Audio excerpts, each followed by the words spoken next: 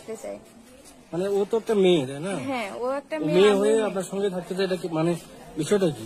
আমি সেটা জানি না ও আমার কিসের জন্য আমার কাছে থাকতে চায়। তো ও আমার সঙ্গে মানে আমাকে বিয়ে করতে চায় আর কি, এটা আজকেও নাকি বলছে অনেক।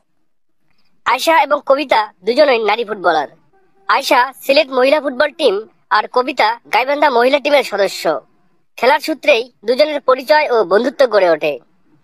এক পর্যায়ে আয়শা কবিতার বাড়িতে রাত্রি যাপনও করে। এভাবে তাদের সম্পর্ক ঘনিষ্ঠ হলে সিলেটের আয়শা গাইবান্ধার কবিতাকে বিয়ে করতে চায়।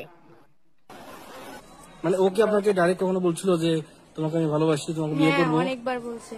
ও কালকেও এখানে নাকি সবাইকে বলছে, আজকেও সবাইকে বলছে যে আমি বিয়ে করতে চাই।